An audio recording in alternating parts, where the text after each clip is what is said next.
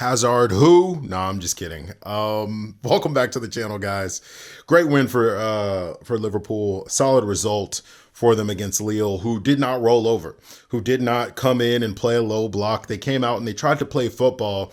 They were completely outmatched by our team, obviously, but I respect to them for battling even after the red card and continuing to make it competitive and keeping the game open essentially throughout the entire match. And snatching a goal back. It was the only shot on target. And unfortunately, that's the one that you can concede. You could potentially look into that and maybe be like, that's something that maybe we need to start working on and we need to look at. We've been leaking goals lately, but there's not too much to complain about, honestly, from this match. And a lot of positives is to be taken away for us today. Solid outing as a whole through to the round of 16, but we must wait for that top spot because Barca pulled off an absolute miracle in the last minute there. But yeah, this was never really a competition, and it's another slot tactical masterclass, and I don't think anyone except for him predicted that we would be this good this season. I don't think Hughes predicted it. I don't think Michael Edwards predicted it, but I do think Arne always believed in himself and believed in the players that he got his hands on, that we could do something really special in the season, and it looks like we potentially could be doing exactly that. I mean, top of the table in the Champions League, top of the table in the Premier League, and with runway, which is the most important thing that I'm seeing here, is that undefeated in the Champions League, obviously one defeat in the Premier League, but it doesn't look like anyone's really close to our level at the moment. And I don't even think our level is that high. I still think we have 2 and 3 more gears that we can go. Yet I'm not looking at anyone in Europe right now that I'm fearing. And I'm saying, ooh, that's a tough match. And I'm not looking at anyone in the Premier League saying the same thing. So who knows what could happen this year under Arne Slot. And I know there's some outcries about transfers and there's some outcries about this and that and things that maybe aren't essentially going the way that we want them to go in the club. That's fine. But the truth and the fact of the matter is that we've had an outstanding season that absolutely nobody has saw coming. Nobody did. Right? And my question for you, put it down here in the comments below. Who do you think is actually going to be challenging Liverpool in the Champions League and is maybe a favorite outside of Liverpool now, who looks like a favorite for the Champions League, and who could potentially be challenging Liverpool in the Premier League? I genuinely want to know. And while you're down there commenting, make sure you subscribe and like the video and tell us where you're watching from. We're doing this thing all the way around the world. Join the Discord while you're out there down there. I'll put a link down below. We did a watch along today, which was absolutely fantastic. Shout out to all of these members of the channel who decided to join the Discord. I'm going to put them right there on the screen. You guys are amazing. The Discord continues to grow as the channel does as well. Thank you all. So let's jump right into the game. Solid match overall. And we got to see some of the fringe players and some of the, rotation kind of players shine a little bit. Harvey Elliott, let's talk about it immediately. My man of the match. Harvey is someone that proved me wrong, as well as Curtis proved me wrong from last match when I said that they looked rusty and that they looked a little bit off of the pace. And I know Harvey was involved in both of the goals in the last match as well, and got a goal today as well, and played a fantastic match as well. He proved me wrong. He proved me wrong again. I didn't rate him before in last season until he went on that run where he was like number 2 only to Kevin De Bruyne in chances created and assists, and even above Florian Wirtz, who's very highly rated. I think he's back. He looks great. He looks fantastic. And to do the talk, and then cut it off celebration, that's what you want to hear. That's what you want to see from a Liverpool player. And he's come out and he said, I ain't going nowhere. I'm not fucking going anywhere. I'm not going anywhere. And that's what you want to see from Harvey Elliott. He doesn't have a sexy game. It's not Showtime passes. It's not outside of the boot. Oh, that was unbelievable. It's nothing like that. He does old fashioned, just 1-2. Give me a short little pass into the channel, create the opportunity so it's easy for me to score type of assist. And I love that about him. He's reliable, balanced, never gives the ball away, and always makes the right pass. I love it. And there's a reason why Jurgen Klopp said the only regret that he's had as a manager with this Liverpool side is not playing Harvey Elliott enough. And I think Arne Slot is starting to see the light. He's had a fantastic game, pointing him out in the last press conference, and I'm sure he's going to point him out again today. He was my man of the match. Curtis Jones had a really solid game today. Got back and tracked and did not disappear and was looking for this ball into the channel. Shout out to Brian. He was in the Discord and we were doing the watch along. He talked about, I think Curtis is looking for a ball there. He keeps making this specific run and he called it on the dot, 10 minutes before it even happens. Made that run, got the ball, sent it into the channel for Mo Salah to slot it home. And we're going to talk about Mo Salah in a second. Chiesa. Let's talk about it. Chiesa is the man. I love this guy. There's nothing more that you want to see for a Liverpool supporter than a guy that actually wants to be there and is happy to be there and showing that he's happy to be there and is putting in high effort. Every time he comes on, he looks dangerous, guys.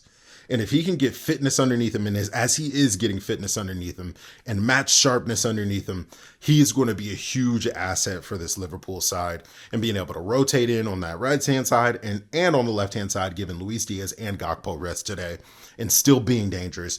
And it was unlucky not to get a goal today. I want to see more of Federico Chiesa. I need to see more of Fetty. He's a bad man. I like him. And Endo needs a lot of love and a lot of credit. He was close to my man of the match too when he came on. Was fantastic today. Barely gave the ball away.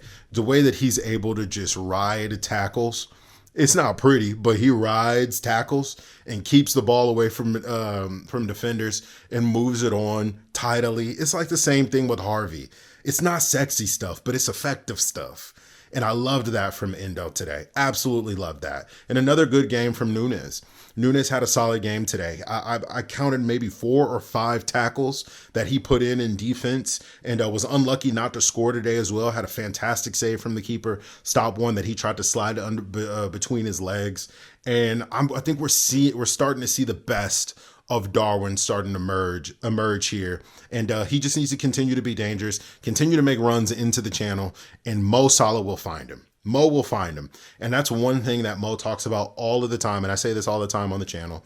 Mo loves playing with Darwin Núñez because Darwin Núñez makes him a better creative force. He just does, because he forces him to create. I mean, we saw more showtime outside of the boot passes today from Mo Salah than we had in a long time from Mo. Because Darwin's got his confidence back and he's making runs back into those channels. He stopped for a little bit. Now he's making those dangerous runs again, and which would made him an $80 million striker, is being able to find those spaces in between defenders, being dangerous, constantly making run after run after run after run, regardless if he misses or not. He continues to fire, and we need to be able to have that if we want to survive this season, especially with Jota being out injured. So the depth in the side is crazy. Let's talk about it, because I know a lot of people are talking about FSG, myself included, on whether or not we should be signing players or we shouldn't be signing players. The depth is crazy. And somebody said this on Twitter the other day, is that Liverpool in that Forest game, or not Forest game, Liverpool in this last game, the Brentford game, was able to bring on Chiesa, Elliott, Robbo, and Jones. And he said, I don't rate any of those players. I don't necessarily rate any a ton of those players very highly, but being able to bring these names off of the bench when you need to go get a goal and you need a result is huge, and it's a huge testament. And he's like, who we have on the bench are a bunch of fullbacks. They're bringing on attackers and guys that can affect the game. And I would, if I had it my way, I'd sign 3 more players. But to be fair, and Slot has noted this a bunch of times, he's happy with this squad and he likes the depth.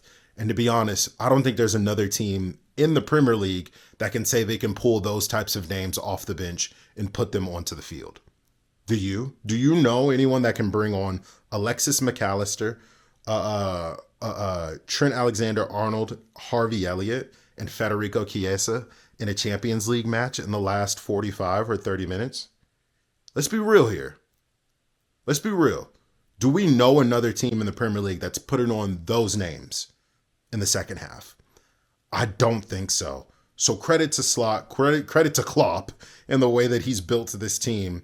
So for the most part, a majority of the squad has been healthy and has been rotated really well by Slot. Weirdly, but rotated well by Slot. And managing game time is one of his specialties, and he's done a fantastic job.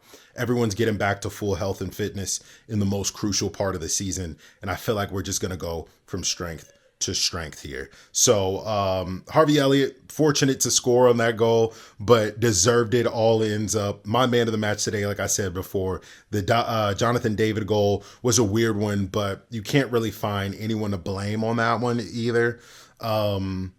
Allison maybe needs to get up a little bit quicker, but he was unsighted by a bunch of the bodies in the way.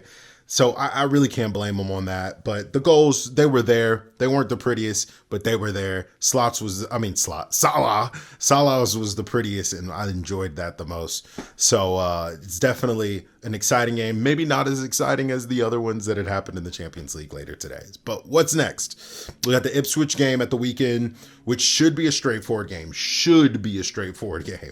Right? But a lot of players were rotated today and rested today. So just for good measure, which I love to see. I think Ryan definitely needed that half of game off.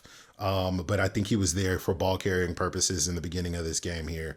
The PSV game now only requires a draw for us to stay top of the table. Let me know what that even means in this new Champions League formats, if even finishing first even matters.